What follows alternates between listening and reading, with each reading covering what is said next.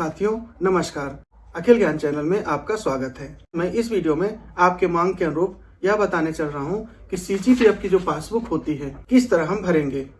वैसे तो हमें पता है कि सीजीपीएफ की वेबसाइट में जिन्होंने ओल्ड पेंशन स्कीम का चुनाव किया है उनके लिए ई पासबुक अपलोड की गई है। आप चाहें तो वहां से प्रिंट निकाल सकते हैं और इसके लिए मैंने वीडियो भी चैनल पर डाला हुआ है जिसका लिंक आपको इस वीडियो के अंत में मिल जाएगा। साथ में हमको दूसरे दस्तावेज की जरूरत पड़ेगी। यह है ईयरली रिपोर्ट जो कि ई कोश की वेबसाइट से निकलती है जहां से हम पे स्लिप निकालते हैं।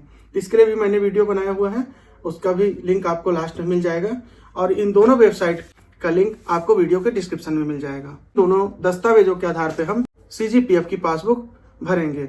चूंकि सीजीपीएफ की वेबसाइट में शासन के द्वारा ही हमें ई पासबुक उपलब्ध करा दी गई है, इसलिए इस जीपीएफ पासबुक को भरने का मूल आधार हमारा वही ई पासबुक होगा।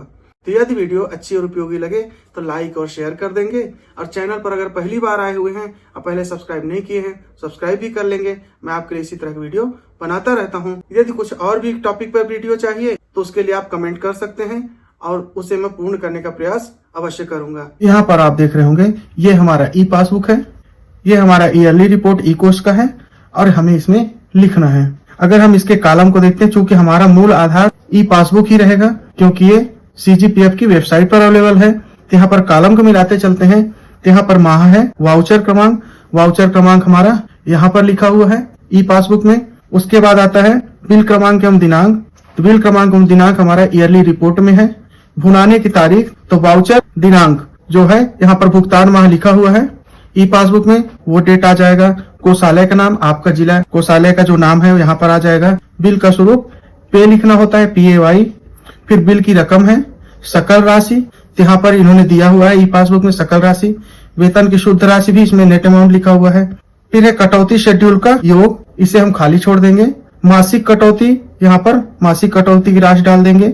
अग्रिम धन की वापसी, यदि हम अग्रिम कोई सा अमाउंट लिए हुए हैं और वो जब मंथली कटता है तो उसको यहाँ लिखेंगे। कटौती की कुल वसूलियां, कुल राशि मतलब यहाँ पर जो कटौती हुई है और अगर अग्रिम है तो अग्रिम, दोनों मिला के टोटल यहाँ होगा। भविष्य निधि से निकाली रकम, यदि कोई रकम निकाले तो यहाँ पर आएगा। मासिक निधि प्रोग्रेसिव टोटल, ये प्रोग्रेसिव टोटल जो होगा उसको आगे मैं बताऊंगा कैसे होता है। परिवार कल्याण निधि अगर मिलता है तो समूह बीमा हमको मिलेगा ईयरली रिपोर्ट में, यहाँ पर से लिखेंगे। यहाँ पर ध्यान देना है कि जो पुरानी पेंशन योजना शुरू हुई थी 1 अप्रैल 2022 से हुई थी, तो अप्रैल से हमको फरवरी तक के वेतन मिलता है और मार्च का वेतन चला जाता है अगले सत्र में, क्योंकि अप्रैल का बजट आता है तब मिलता है। इसलिए यहाँ पर हम सिर्फ अप्रैल से फरवरी तक का 11 माह का लिखेंगे। ये हमारे ई पासबुक में भी है, आप देख सकते हैं। उसके बाद जब अगले वर्ष में जाएंगे का वहां से मार्च से शुरू करेंगे फरवरी तक का, तो उसके लिए हमारा मेन आधार ई पासबुक होगा। यहाँ पर देखेंगे इन्होंने अप्रैल से फरवरी तक का यहाँ पर लिखा है, मार्च को इन्होंने खाली छोड़ दिया है, ये हम भी करेंगे। फिर यहाँ पर जो भी डिटेल इन्होंने डाला है ब्याज सहित उसको भी हम डालेंगे। 23-24 में चलेंगे तो इन्होंने मार्च से शुरू किया क्योंकि मार्च की सैलरी अप्रैल में आती है जो वित्तीय वर्ष 23-24 हो जाता है। हम इनकम टैक्स में भी जानते हैं कि मार्च की सैलरी हमारे इनकम टैक्स में अप्रैल टू मार्च वाले में गिनती होती है। तो मार्च से यहाँ पर हो जाएगा फरवरी तक का, इस तरह 12 महीने के यहाँ पर हो जाएगा। तो हम इसी तरह भरेंगे। ये एक 7th पे के लेवल 8 वाले कर्मचारी का डिटेल है, डाउनलोड किया हुआ है। तो इसे मैं दिखाता हूँ और भरता हूँ। वेतन रुपए यहाँ पर लिखा हुआ है, वेतनमान है, इसे लिख भी सकते हैं छोड़ भी सकते हैं। लेखा वर्ष यहाँ पर लिखना है, तो हमारा सबसे पहला लेखा वर्ष हो जाएगा 2022 और 23। ब्याज की दर हर साल का जो है आपको इंटरनेट में मिल जाएगा। जैसे यहाँ 7.1% था, 7.1 लिख देना है। आपको गूगल में सर्च करेंगे तो हर साल का इसका ब्याज दर आपको आराम से वहां पर मिल जाएगा। यहाँ पर ऐसे रखते हैं।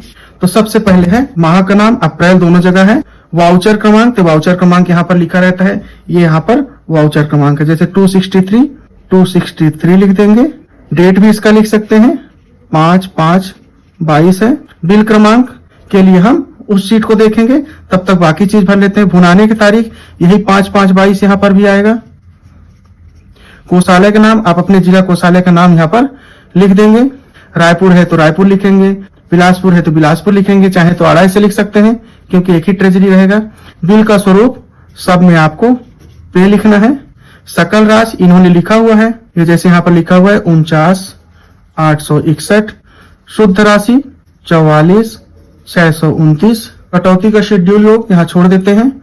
मासिक कटौती यहाँ पर है 4,932, तो 4,932 लिखते हैं। अग्रिम धन की वापसी किसी तरह का नहीं है, इसलिए डैश करेंगे। कटौती की कुल राशि कितनी है? 4,932। भविष्य निधि से निकाली राशि कुछ नहीं, डैश है। अब यहाँ पर है प्रोग्रेसिव टोटल, तो पहले बार यहाँ पर आ जाएगा 4,932।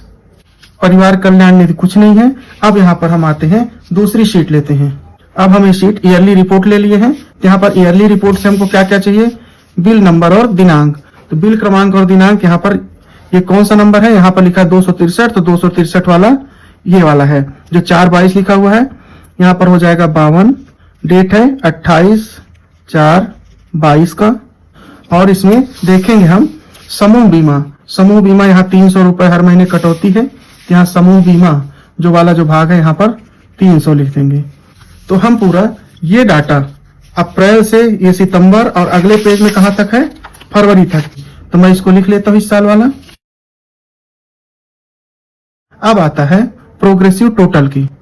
प्रोग्रेसिव टोटल जैसे पहली बार 4,932, 4,932 यहाँ पर आ गया। अगले बार यहाँ पर आएगा 4,932 प्लस 4,932, 9,864 जाएगा, प्लस फिर 4,932, 14,796, फिर प्लस ये 5,076 जुड़ जाएगा, 19,872। इसी तरह करते हुए यहाँ पर पूरा कंप्लीट हो जाएगा।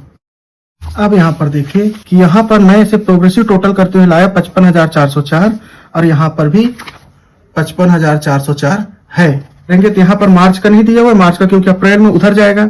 मार्च का जो सैलरी हमको मिलेगी वो अप्रैल में मिलेगी, मतलब वो 17 वहां बदल चुका होगा, 23-24 हो जाए रहेगा, इसलिए अगले में भरना है। तो नीचे भर लेते हैं। अग्रिम आहरण राशि कुछ नहीं है। यहाँ पिछले वर्ष का अवशेष 0 था। चालू वर्ष कुल जमा धन 55,404। ब्याज दर चालू वर्ष का ब्याज कितना ब्याज है? तो ब्याज यहाँ पर लिखा हुआ है 1,957 रुपए। बोनस नील है। योग टोटल हो जाएगा दोनों का, तो 55,404 और 1957 को हम जोड़ देंगे, तो यहाँ पर आ गया 57,361। यहाँ पर ये लिख दिए। तो हमारा ये देखिए 57,361 कहाँ पर है? ये यहाँ पर 57,361 है। तो ये देखिए अगले साल के लिए आगे बढ़ जाएगा। अब यहाँ पर कुल योग में चालू वर्ष का विकलन घटाइए। अगर कहीं पे आप अमाउंट विड्रा कर रहे हैं जीपीएफ से तो उससे को लिखना है, तो यहाँ नील रहेगा। अमाउंट नहीं निकाला था, इसलिए जो यहाँ पर टोटल है वही अवशेष 31 मार्च को 57,361 यहाँ पर आ जाएगा। इतना आपने भर लिया, तो इस वर्ष का ये 22-23 का पूरा हो गया। अब हम चलते हैं, इसको पलटते हैं और 23-24 में 23-24 में हमारा जो ई पासबुक है वो मार्च से फरवरी तक का है। और हमारे पास जो जीपीएफ पासबुक है उसमें अप्रैल से लिखा हुआ है। या तो आप ये माह को चेंज कर लीजिए इसके अनुसार, या फिर अप्रैल के ऊपर मार्च लिख के एक लाइन यहाँ पर हमको अलग से लिखना पड़ेगा। मार्च यहाँ पर हमारा डैश हो जाएगा, यहाँ पर मार्च लिखिए। मार्च का वाउचर क्रमांक जो यहाँ पर दिया हुआ है 451। आप चाहे तो वाउचर क्रमांक का डेट नहीं भी डालेंगे, सिर्फ वाउचर क्रमांक बस लिखेंगे। जैसे है यहाँ पर लिखा हुआ है 451, दिनांक 13/4/23, तो 451 बस लिखिए। और तारीख इसकी जो 13/4/23 है वो आप भुनाने की तारीख में 13/4/23 लिख दीजिए। कोषालय का नाम वही, बिल को स्वरूप पे।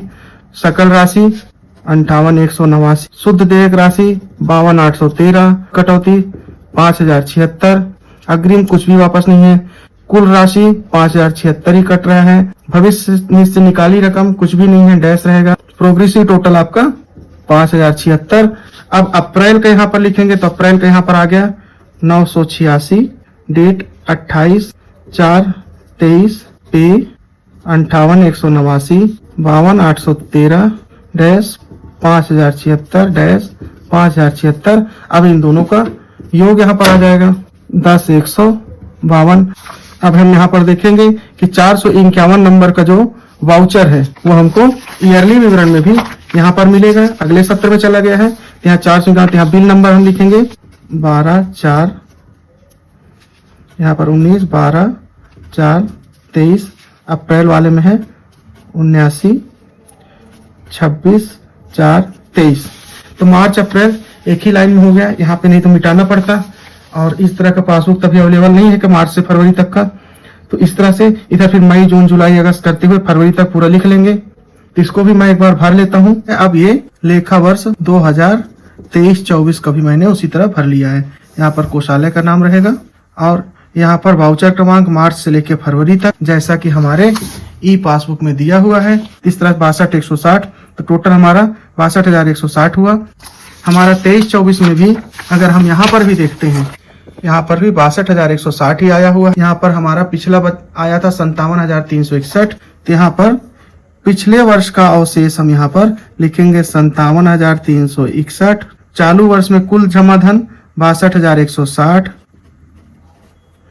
चालू वर्ष का ब्याज यहाँ पर लिखा हुआ है 6,448 रुपए, तो यहाँ पर 6,448 लिख देंगे। बोनस कुछ नहीं है। अब योग यहाँ करेंगे, हमारा योग आता है 1,25,969। यहाँ पर वो भी अमाउंट यहाँ पर लिखा हुआ है 1,25,969, तो यहाँ पर हम योग में लिख देंगे 1,25,969 रुपए। ट्रैवल कोई सा किया गया है तो यहाँ पर लिखेंगे, और कोई सा अवशेष लिखा हुआ है 31/3/2024 का अवशेष राशि, तो चूंकि यहाँ पर कोई अमाउंट नहीं निकाला गया है इसलिए जो योग है यहीं पर यहाँ पर भी आ गया 1,25,969 रुपए। तो इस तरह से साथियों आप 2022-23 से लेके अभी तक का इस जीपीएफ ई पासबुक के माध्यम से और ईयरली रिपोर्ट जो कि सीजीई कोर्स से निकलता है उसके माध्यम से अपने पासबुक के ईयरली सत्र वाइज एंट्री कर सकते हैं।